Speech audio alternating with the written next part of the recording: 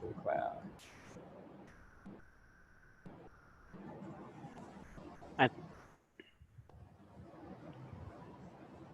Okay, it's the Rich, the super trigger Bontrager there.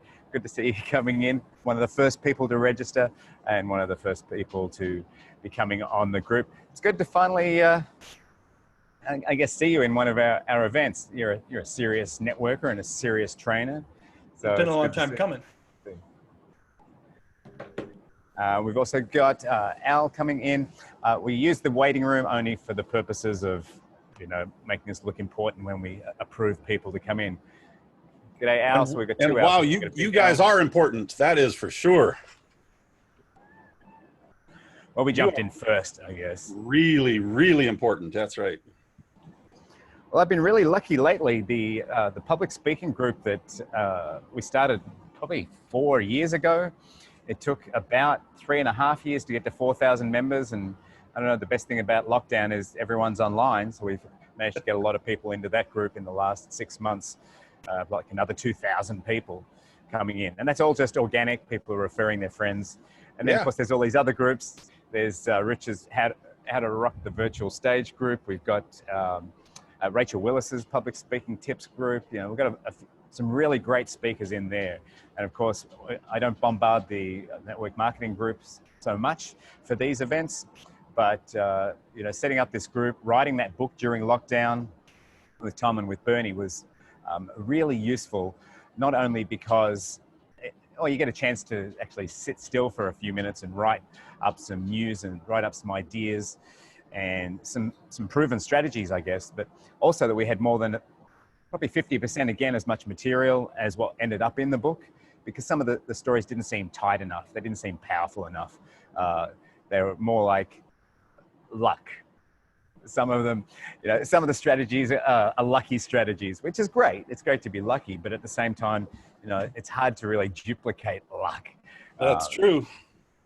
So that's why it's important after all the years and years and years of success that Tom's had, Bernie with his last 9 years booked out 12 hours a day, 6 days a week, and me just traveling around and mostly getting lucky. When you stop every now and then and just look, what was the strategy that worked? What was the way you did that? I mean, the stalking strategy, I could talk about that all day long. I've done that so many times. I just chose the most unique example of it, which also happened to be just 4 years ago, to go to a new country I'd never been to. Who would have thought? Well, getting into Iran isn't the easiest for most countries until you get into Iran and you find out that they have this little list on the side of the wall at customs. So when you're paying your €140 visa fee, there's this little list on there. It says the top 10 favored countries, and New Zealand's #1 and Australia's #2. And it's because of two things: lamb and shrimp. So they have these big shrimp farming cooperatives that they partner here. And of course, lamb is, Australian live meat exports have been politicized a lot, but at the same time, they make us pretty high on the list for being able to be a part. Sorry. Okay, Siri was just talking in my ear there. That was interesting. Go away, Siri. Thank you. Okay, now because we're recording, why does Siri want to keep coming up? Okay. Because we're recording, it's going to make it very easy for us to replay this for the people that can't make it on. And obviously, by having that email list of registrations these days, that's probably the most powerful thing a company can do, is make sure they've got access to the people that they're marketing to. And as serious speakers and serious networkers and people that obviously want to make more money, it's important that we make this a tight session. And Tom has been very clear that he doesn't want me to ramble on forever. So even though I've been waiting for a few more people to come on, we'll just start anyway. And I'm going to throw it over to Mr. Tom Big Al Schreiter to give us some of the ideas for really why we like making money as speakers rather than just doing it for free. Well, it is always better to get paid to speak. But first of all, a lot of speakers love to speak and they hate to be salesman closers. And a lot of times that's what you have to do because there's competition out there. People have budgets. Nobody gets fired for saving money usually. So a nice little close that we can use that doesn't really push people too far, but gets things to move forward to say, is there anything else you need to know so that we can move forward? And what's nice is they can bring up their objections now, and it's not adversary. It doesn't feel bad. It simply seems like a problem. So I'd like to ask, is there anything else you need to know, so you can get this speaker thing taken care of so you can get back to the rest of your convention planning? And they say, well, I have to get a approval on the budget. And so what's the budget for it right now? And you can start right there. And of course, if their budget is limited, you can always offer to go for free. And how I prefer to go for free, instead of charging them $20,000 or $30,000, I say I'll give you $20,000 or $30,000 worth of books. I'll sign them in the back of the room for people. They can purchase them, and that way I'll be free. And as you and I know, the books doesn't cost that much. And they say, wait a minute, I'm getting a free speaker, and these people are going to buy a book anyway. This sounds good. And that just makes it easy. If it's close, if it's far, you probably may not want to do that. So that's an easy way to get things moving now. Otherwise, it's emails back and forth. It's conversations back and forth. Usually those don't end well because everything is delayed, it gets put into the future, and then it has less importance. Next is, I'll talk to trainers. There's these folks that have personality trainers. And these personality trainers come into the office and say, all your people are in conflict, so they need to learn to get along so you get better productivity. And I got this color of personality, how to get people to get along, nice training. And that's really not too motivating for people. So if we call about that we have this great solution, probably not going to work very well. Better to approach the problem always, as we all know. So what's the problem for the office? They have turnover when there's conflict, and turnover costs a lot to get a new employee and hire. Lower productivity, that's not so good. They need more people to get a project done. Things happen late. So those are the problems. I like to say things like, you're going to pay for this regardless if you hire me or not. So if you want to pay for it by lower productivity, employee turnover, whatever, that's a corporate choice. And if you like to pay for it just one time and have it free forever, have me come in and fix the problem. Okay, that makes sense for people. So when you say that makes sense for people, those are some pretty key words. One of the best closes is the one close by James Muir, and it goes like this. Does it make sense? Those 4 words usually get people to start nodding in agreement. So say, does it make sense? And then insert exactly what we want them to do, comma.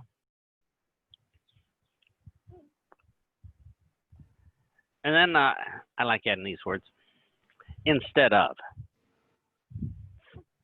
So if you read any of my books on the mind, you say, well, what does instead of do? Well, it just totally messes with the brain. The human brain is a survival organ, as we all know, and it's horrible at thinking. It's irrational, makes mistakes, but it makes the same predictable bad mistakes. So when you say instead of, that signals to them a whole lot of things. Number one, it signals to them that they're already doing something now, so they can't say, well, we don't do this. It signals to them that a choice is about to happen, which means an option. And this means we're coming to them not with a sales close, but with an option. People hate sales closes, but they love options. Everybody wants an additional option in their life. I mean, you go to all-you-can-eat buffet and the only option is tofu, you might want more options. So what's nice about options instead of presentations is presentations force people to say, you're trying to sell me, let me look for reasons why not. But an option means the only way this is going to benefit me is if I can figure out how to make it work for me. And so now they're looking at everything from a different viewpoint, which is how do I make this work for me? Completely different mindset, which helps us a lot.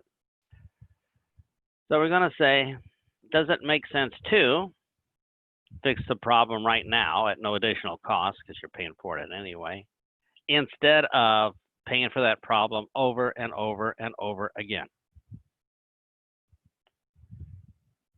Or does it make sense to book a professional speaker so your virtual convention doesn't look like a PowerPoint presentation, instead of, we got the idea, right? So that's a nice close to use. And he said, okay, so I'll try that.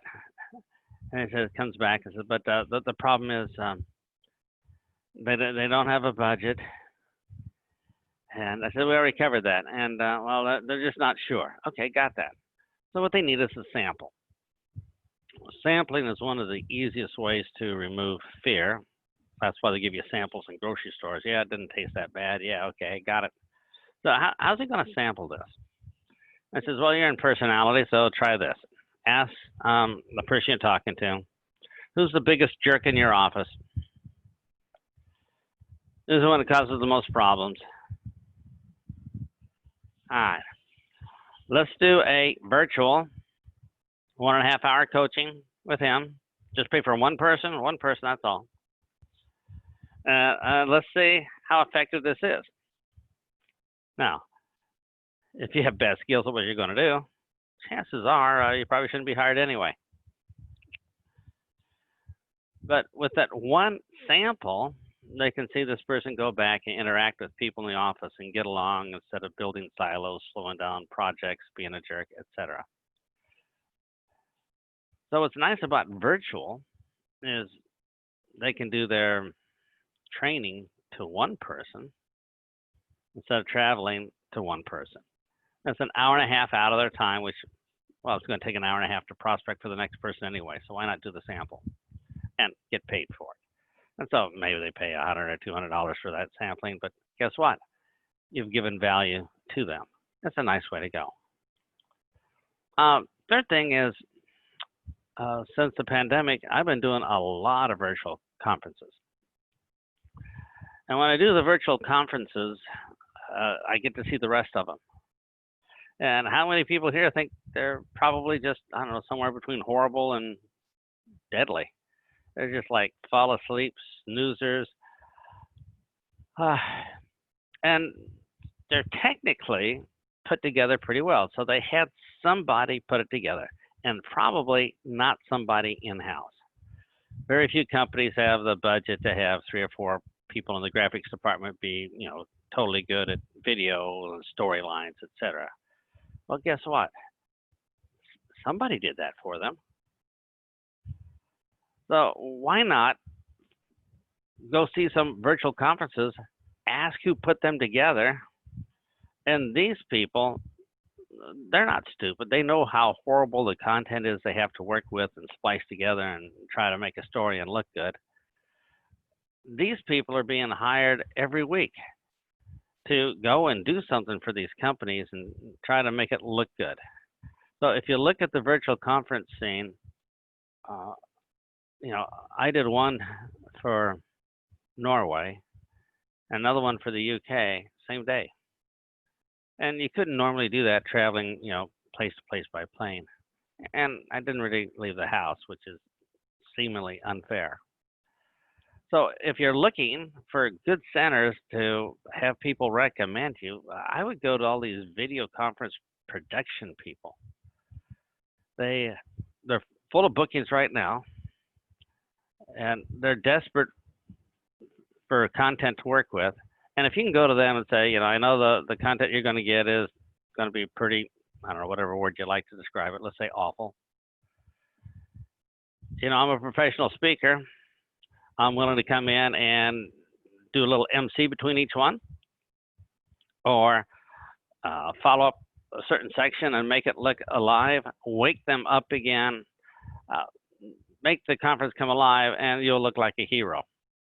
So make it part of the content budget for the people and have them go there.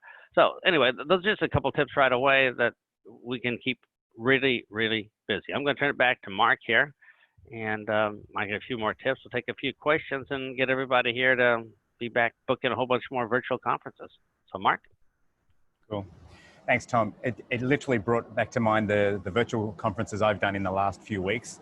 And less than 10 days ago, I did an event in Brazil. It sounds very exotic, except I did it from home. Yeah, from my red table desk at home at 8 o'clock in the morning, with my daughter sent off with the grandparents and my wife out to the market. And I got to run the whole thing and speak for 55 minutes. I was the last speaker of the day. And okay, that's just the presentation. The fact that it was in Brazil was one thing. How did I get the booking? I got that booking as a result of having been an MC at an event, having had a corporate position in a different company.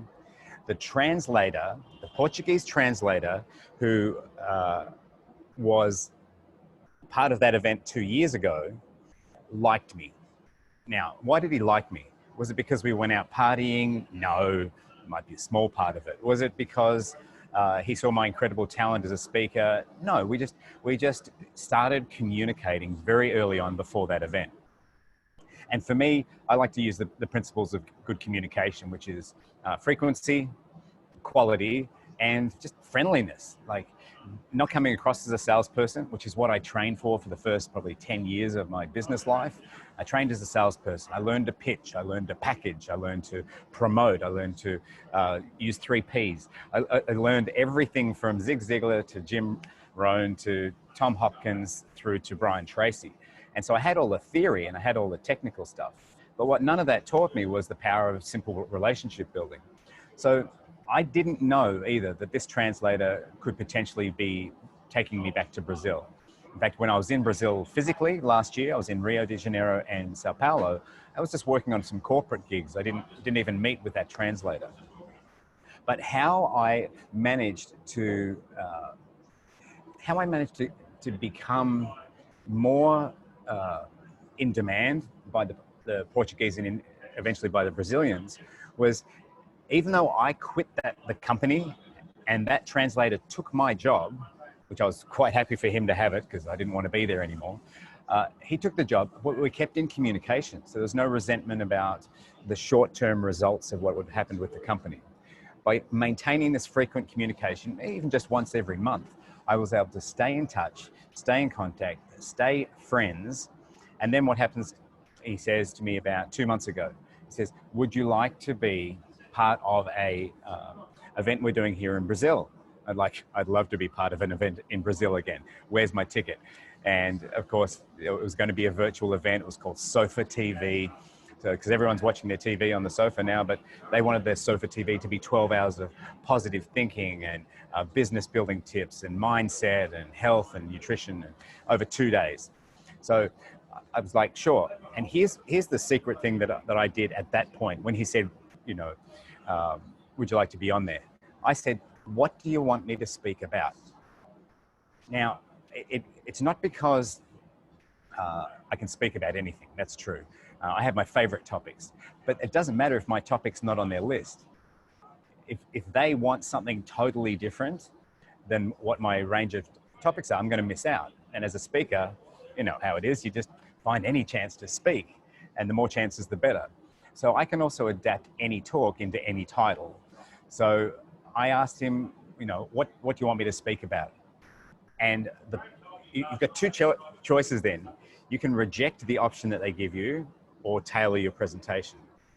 And it just so happened that he said, oh, we just want something positive, something motivational. And I said, well, how about this positive thinking in the pandemic? And they went, that sounds great. And the deal was done.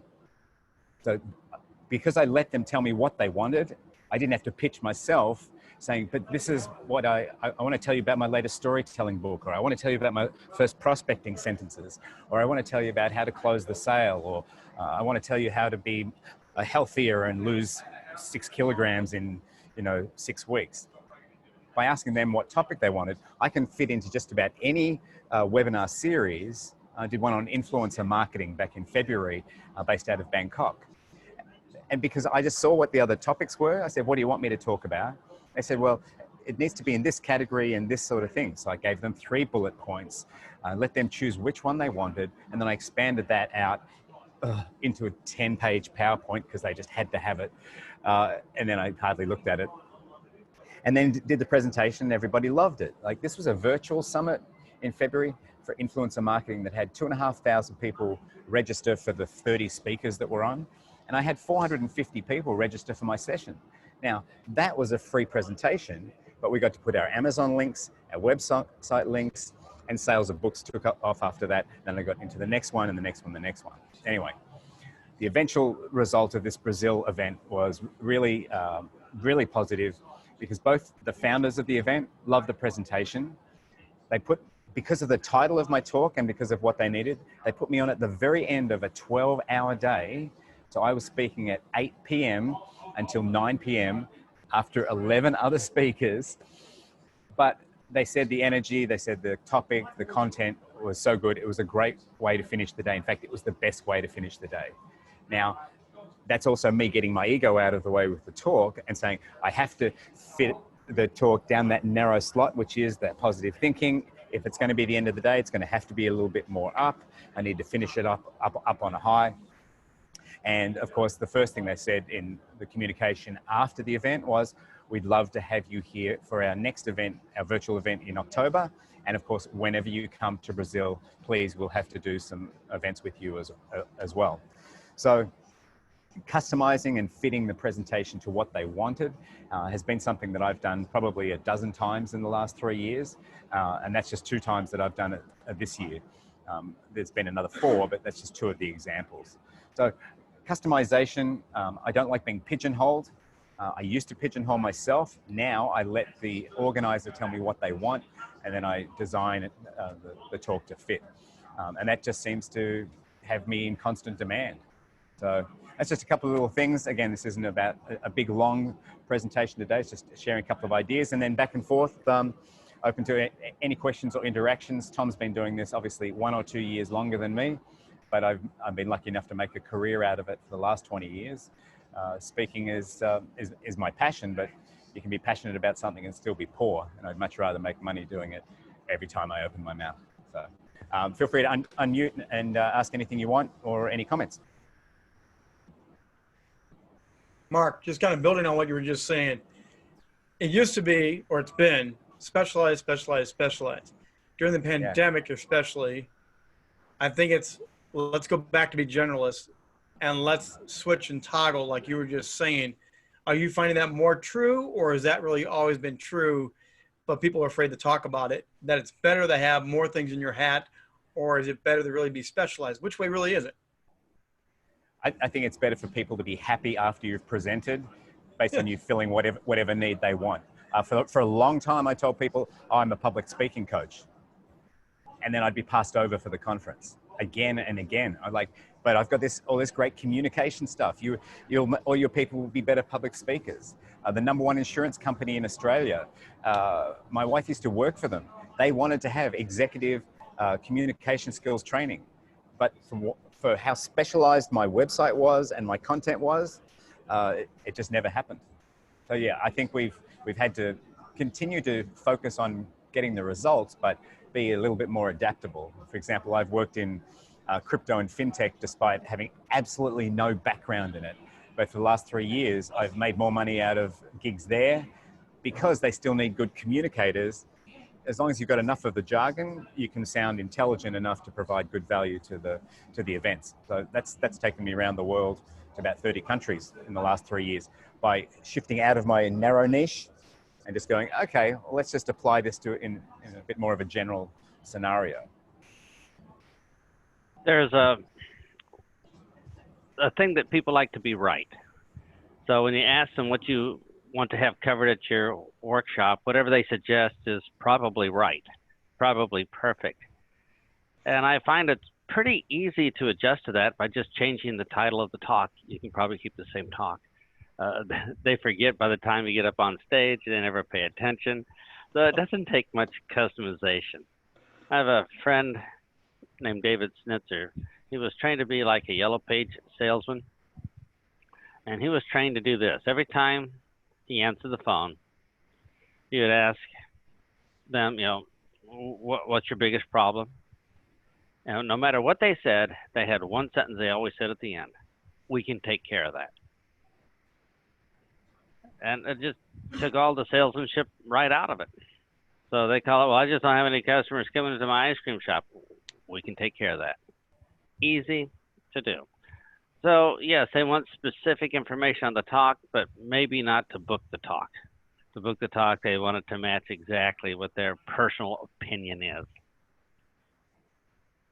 I don't know how many people here have books like Mark, but if you don't have a book, consider this. I think it's technique number 8. A book removes the need for a demo.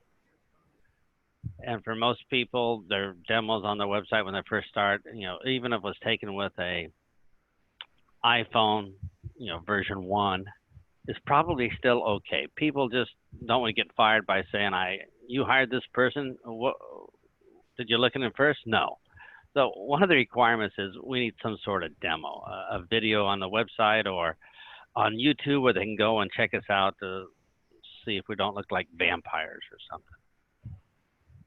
So if you don't have one of the easiest ways to give yourself instant credibility is with a book. A book is a lot of work to do well, but the reality is most people don't read past the cover of the book. So if your book is not really up to New York Times literary standard, it's probably okay. Most people just want to have it signed to take home to put it next to the other books they haven't read it either. But a book is the ultimate, not only business card, but it sells you as the expert. There's one of the hardest things to do is to tell people, I am the expert in this area. That's why you should hire me. That's why you should give me 20 or 30,000 an hour. That's hard to do. But with a book, there's just no argument with it. So for a couple dollars in a book and you give it to somebody, it's the world's best prospecting tool. If you haven't done a book for whatever reason, if you're intimidated, have Mark help you ghostwrite it. He's helped a lot of people do that. If you want to write it yourself and save money doing that, get started. And I'm trying to convince Mark to do a little online coaching session or 14-day challenge to everybody. Just write the first chapter of your book. And it doesn't even have to be good, but just to see what goes into it. Once you have a book done, even if it is a bad book, you have an asset for life. Bernie's first book, he will tell you, was, I don't know, underwhelming would be high praise. I think what they did is slap together, 25 articles or something and staple them, and that was the book. But it sets you apart. So I encourage everybody here to write your book. If you want to give a case of beer to the high school student next door who's in literature class to write it, whatever it takes, you got to get one started. It just makes things so much easier as a speaker and as a trainer, as a coach. Your credibility is done like that. It's a flaw in the human mind that if you write a book, you are the expert. One of the stupidest logical decisions ever made by humans. But take advantage of it. So later, message Mark and we'll all pick on him to do a virtual class on how to just write one chapter. If you get one chapter done, even though it's a lot of work, you know how to do the next one and the next one. And, over time, you'll have a book. And next year at this time, you'll have an asset for the rest of your life that will help you in your speaking, coaching, or training career. So I'll turn back to you, Mark. Yeah. Sorry about that. It's all on you. It's totally true. I mean, I thought I'd written a book 18 years ago. I'd literally just cobbled together some stories from my live workshops, never edited it, never looked back on it, put a cover on it, called it an ebook, and it did terribly. Like, it was just a freebie that I sent out as a PDF that no one ever came back and said was anything. But you also couldn't find it anywhere. So if in 2002 I had published The Greatest Performance in the World as a book on Amazon, then I could say I've had an Amazon bestseller for 18 years, which I mean, it's nice enough having 5 or 6 books on Amazon that have done okay, but yeah, would it be better to have actually spent the time and done it properly? And there's so many ways these days to get books out fast. In fact, one of my last clients, her book's been out for over 2 years now, and she's got 2 more books she wants to write. She's 2 more books she wants to get out there and into the marketplace. But getting that first chapter for her has taken 6 months. So it's a little bit fun. Now, Rich, on the other hand, he's creating new groups all the time. He's popping up in different Facebook groups, doing a lot of self-promotion. I mean, you're not doing all of that for free, right? There's a good back end for you. Not yet. There's not a back end. What I was also going to ask you was the virtual stage obviously is growing. I believe in it. You believe in it. So where are these people shopping, trying to find speakers right now? Because it's so new. People are talking about it. They're pivoting, but they're also pausing from the next event. They're backing up their live events, turning them virtual. Where's the best segue to say, we are the experts. We are ready to go virtual. It doesn't suck anymore. We actually can bring the heat, because that's the biggest gap, I think, right now is they're freaking out that there's no live stage. They want to go virtual. Well, where are these people? Because you just had 2 or 3 virtual stages. Where are they hiding out? How can we funnel to them? Yep. Because we're fully locked and loaded, ready to go for them. Yeah. Okay. As I mentioned earlier, you go to the production companies. They're the ones with the problem. The people that work corporately, they don't think they have a problem. They just delegate it all to the virtual stage people.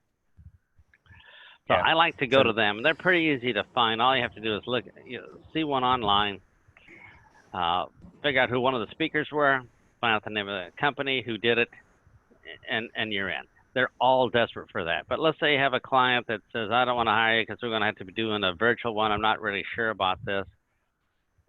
What words could we say that would make them understand they have a problem that we could solve it? And I would say, I'd start off by saying, oh my, a virtual, this is a recipe for disaster. It's going to take a lot of work and a lot of new skills.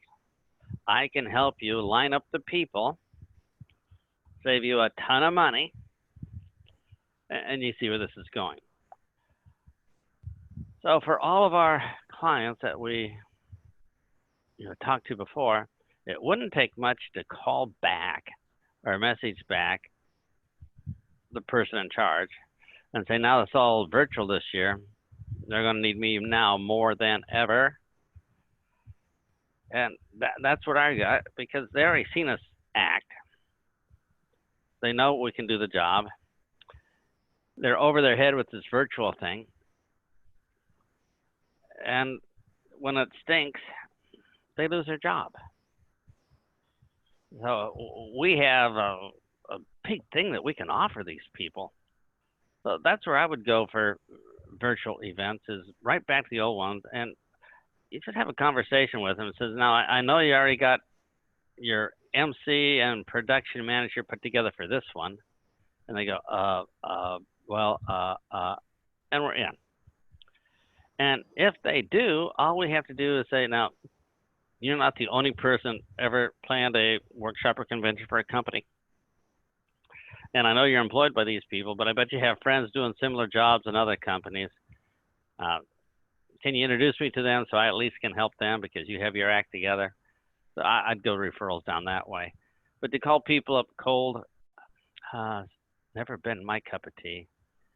It seems like the time invested for the rejection got, and the drinking that you have to do at the end to recoup yourself, I mean, it just doesn't seem worth it. So I would prefer to be recommended. And with a book or with a previous engagement with them in the background for credibility, it's not hard to get conversation with that person.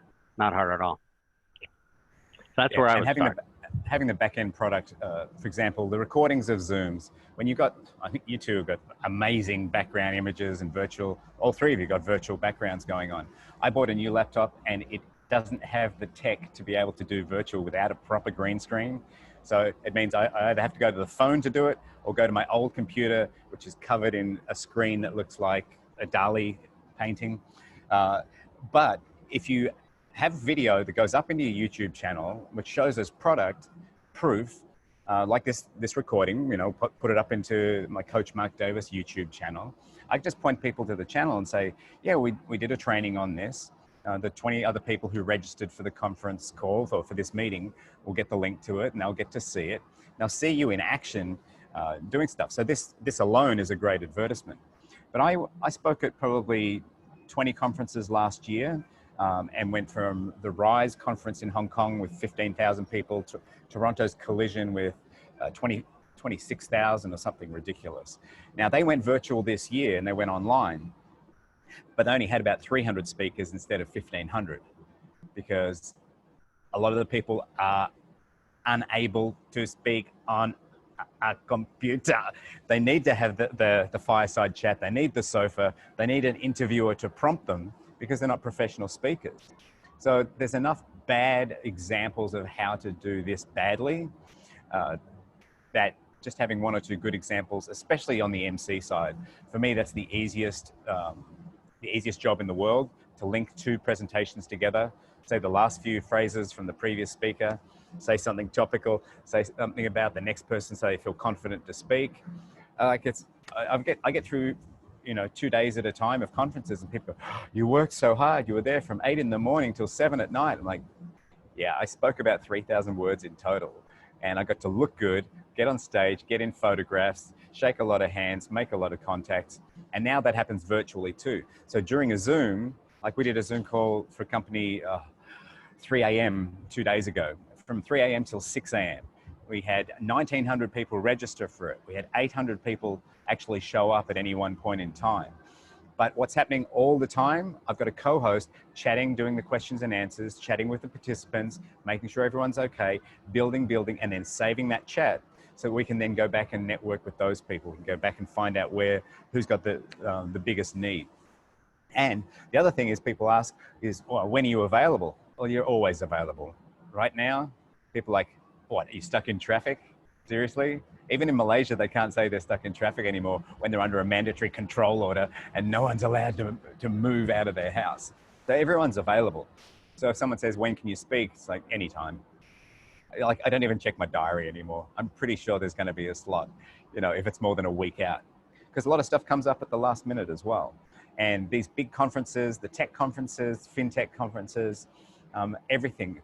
I'm speaking at the Australian New Zealand Mental Health Association conference. It's been delayed and delayed. They still think they're going to hold it live in October because the numbers will be okay. And if so, great. It's an audience of about 500 or 600 people spaced out in a really big room. And otherwise, it'll be online. But the presentation's already ready. I've worked with that company for 7 years now. I did the Australian Furniture Fair for 6 years in a row. Every year, speaking 2 or 3 times. They had to cancel my talks because they had all the guests that were at the trade show, like 300 people would come in to the presentation I was doing instead of meeting the vendors who'd paid their tens of thousands of dollars for their booths. So once you get that, as Tom said before, once you've got that one gig in the real world, you can go back and milk whoever's now running the events in the virtual world, because the second thing that they ask after they ask if you're available is, who else do you know? That was my next question. So you and I have talked back and forth, I don't know how many times the last several years, Mark. I feel like I know you, but we've never met.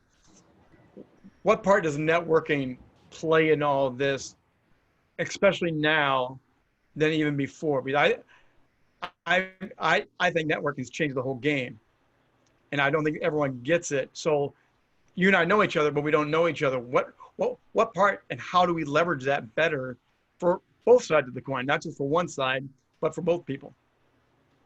Well, every time I tell people that I'm going to do a talk on storytelling, no one really wants to hear it. So it'd be much easier for me to say, well, I've got this guy, Rich, who's really good. He's got all this stuff that he posts in our public speaking mastermind group. He's one of the most prolific content writers. He's always positive. He's always smiling. Have a look at his YouTube channel or his book or his whatever. And then I get the edification from the networker, from that promoter. They're going, oh, he was great on stage. Thanks for the recommendation. And then they trust my next recommendation, my next one, until you get one that bombs or doesn't show up. But it doesn't happen with professionals, It just doesn't happen. And that's where I get back to what I did with Cesar in Portuguese in Brazil. I just maintained that relationship over the last year, or it was about 6 months from when he took over the position. And I would just check in on how he was going.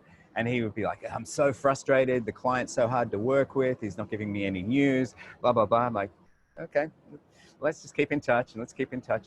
And so when this Sofa TV comes up, I just see that as my link into, well, he then puts me in touch with the promoter and then the other promoter. Then I've got 3 connections there across multiple industries. That's going to get me into Brazil. How many cities are there in Brazil? A lot. I could do a speaking tour there for 6 months and never repeat the same audience. And then, because I already know a few people in Brazil, I can then leverage off them. One of the other speakers spoke at the same event. So we've now got a common bond because we both spoke at the same virtual conference. Then I go back to him and say, okay, Rafa, what event are you doing next? And he'll go, oh, I'm doing this one, but it's in Portuguese. I'm like, well, I spoke in English and the Portuguese translator simultaneously did the Zoom in Portuguese. So that's not a barrier. I don't have to fly. Like suddenly the objections get removed. So yeah, networking definitely more than ever before, because when someone says, who do you know about storytelling? I don't want to talk about storytelling. I'd rather ramble on about my own personal stories to try and make some other point and send you across and talk about story sailing, you know, because I think it's a great brand and it's a great thing. And yeah.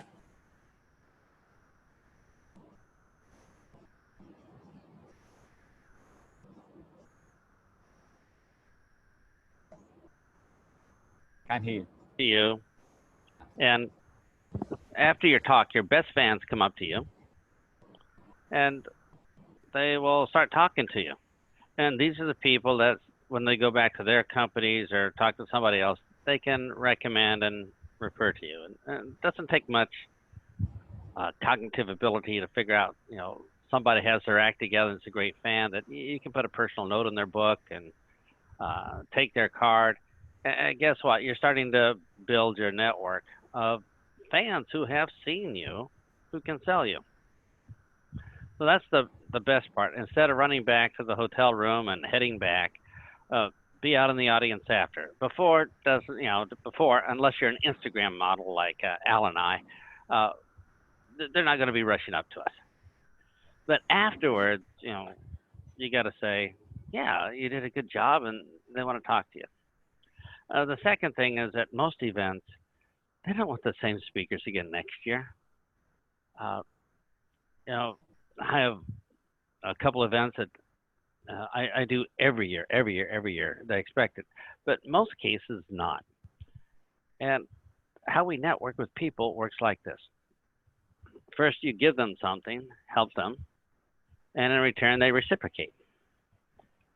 I try to help all the promoters before I go up to speak. So if you're running over, how many minutes do I have to cut down? They appreciate that. They said that's real pro. So I'm able to take it, you know, whenever I talk and cut out 11 minutes here or 20 minutes here or 2 minutes here. And I always make a point of, you know, putting it on the magic clock at the stage. And I always make a point to finish right at the second mark. It's not hard to learn how to do that. And they're always impressed with that. So when I finish, I say, yeah. And I know it's a lot of work this year, and next year is going to be a lot of work again. I know you want somebody different.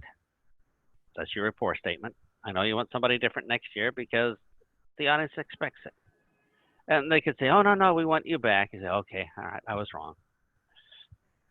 But normally they will say, no, I understand. I get somebody different. And I says, and you're going to have a lot of time looking for people, vetting them, look at their online samples, trying to get referrals. Could I save you a bunch of time by telling you a couple of people I think you should get that'll make it a whole lot easier for you? What do you think they all say? You solved a huge problem for me, a huge problem. Guess who I recommend? Well, my friends that are speakers that I've seen speak that are pretty good at what they do, because you know, nobody wants to be embarrassed by giving them a bad recommendation. And that's how you start building your speaker network. So wherever I speak, I end up, you know, passing on one or two people. And that's how it works. Mark and I have been doing this back and forth for ever, at least since about 1995. So that's not forever. That's only about 25 years. Yeah, not long really. Not a lot of time. But from Jerry Clark and all the people, in our network, we know who to recommend that would meet their needs, and they appreciate that. Will every speaker reciprocate? No. You're going to run across, I don't know what the word is. I need a better English vocabulary. Narcissist, ego, self-indulged, selfish, whatever. You're going to run across somebody that never does, and that's okay, but you still served the client, and they appreciate that. So here's our chance to help them out, and at the same time build a huge network of saying, here's somebody who will show up, won't be a prima donna, starts on time, ends on time, within your price range. How easy is that? So that's how I like to build a network. If you're at a, I don't know, what do you call them, like mixers or something where all these businesses will get together, the best way I found to network there is it's not the quantity of people we talk to, it's the quality, which means we're going to have to very carefully choose the questions we ask and spend our time with the 3, 4, or maybe 5 people in depth instead of giving people a business card or a brochure or a link to a video, which is pretty much meaningless. So focusing on those events work pretty well. So if you go to an industry association meeting where all the owners are together, well, that's not too hard to do because almost everybody there is a potential client. You're going to have to focus on which ones do you want to work with that are, within your area, that seem reasonable, don't have bad breath, that you can talk to and sit down, pick and choose there. But building the network is by far the easiest, as you read in the book. Having a speaker network where you get a couple of these every week and you can kind of say, what can I fit in? What works for me so I can still have a life? Mark? Yeah, I think it's really a case of, and then nurturing that network as well. So for me, the communication frequency is one of the biggest things that after a while it comes naturally. You don't have to remind me to talk to certain people because they're in that 50 people of WhatsApp that I talk to every day. I'm not a social media junkie so much as I'm a communication junkie. I have to be in conversation with lots of people every day, from Skype to Telegram, WhatsApp, Line, Kakao, WeChat, Yellow. I've got about 12 social media chat accounts that aren't for sharing what's happening in my life. I'll put a few photos on Instagram, but mostly it's about keeping in touch with people. A, so they know you're alive. B, they know what you're doing. And that is the narcissist side or the ego side, to say that you're confident enough to share with people what it is that you're doing now. And then also checking in with how they're doing. Bernie is probably the best at finding a total stranger and having a conversation with them and turning it into 6 months worth of coaching work and speaking at events, because he's very much a question asker, and he's very much a listener for those hot buttons where people are going to buy. I just like talking to people in general, and I'll talk to anyone and everyone, sometimes narrowing down who to speak to. Part of it's intuition, but part of it, you've usually done your research before an event, like an industry event or a conference call. You know who the other speakers already are. And feel free to reread the stalking principle in that chapter in the book, because that has worked multiple times, because not every speaker does have 2 talks in them for a particular audience. Some of them only have literally 1 talk, and they're going to have to find someone else. Even if they've sold themselves really hard to be rebooked, sometimes you can just get to the promoter or the organizer and find out what their real need is. And usually if they're paying speakers, their biggest need is to not lose money, and then not lose reputation. Because if your market is totally brand new, For example, I went into Hungary in 2006, starting to teach basic internet marketing with Google AdWords and pay-per-click advertising, a bit of social media. No one else had really been there to do it because the egos that were planning to go in, their price point was way too high. The guys that were doing the funnels and that sort of stuff in the late 2000s were $20 and $30 and $40 and $50,000 speakers because they were making all this money in the US and Canada. So to go there with a different mindset and provide a solution, literally on the back of the hype of an industry subset or topic, and provide a more price reasonable option, it meant that I spoke in Hungary every 6 months for the next 4 years because the promoter was happy to have me back because I met the new need in social media, then social media 2.0, and then Facebook came out literally while I started speaking there. So I was able to add that in and learn that before the algorithm changed too much. So that again comes back to a combination of networking and of that product specialization, but being willing to generalize and or willing to become a new specialist in a new area and just building your LinkedIn resume or build your toolbox of skills. Because the more skills you've got, the better you can label those skills and make the presentations that you do, either live or virtual, to fit the speaker's needs. And then, as Tom said, I've never been in trouble for finishing a talk early, even if it was only a third of what I wanted to deliver. If you finish earlier on time, the promoter just breathes a big sigh of relief. Everyone gets to catch their plane, and the drinks package that's available at the cocktail reception isn't going flat or warm. So if in doubt, finish on time, which is a good segue into us wrapping up, unless you got a question, Ali, wants to sneak in the next couple of minutes. No, this has been very enlightening. I didn't know what I didn't know, and I don't have any extra questions. So no, it's all good. All right, so we're going to wrap up. Let me leave one more tip, and that is on how to get better fees. And this is from Bernie. He's not here. I'll take credit for it. So when they ask the cost, and Bernie does speaking and a lot of group trainings. I think there's a lot of one-on-one. He's busier than Mark and I combined. He doesn't breathe.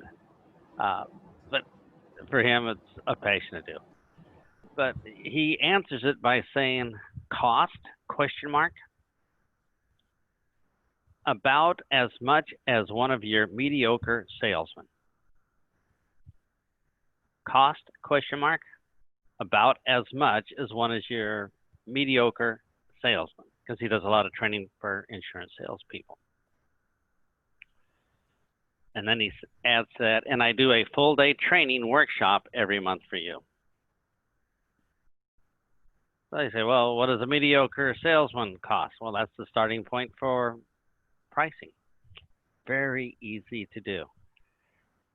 So with that, Mark, we probably need to wrap it up. They have no more questions because they have bookies to get. Absolutely, and they've got a head start on everybody else because I want to hear Rich telling us about his big returns in the month of July and August, so that he can then refer us to be speakers at the conference because they don't want him back. Exactly, Mark. Planning on it. It's Right. coming your way. We'll do a storytelling one of these very soon, and you can be my guest. Yeah, sounds like a good plan. I will take you up on that anytime.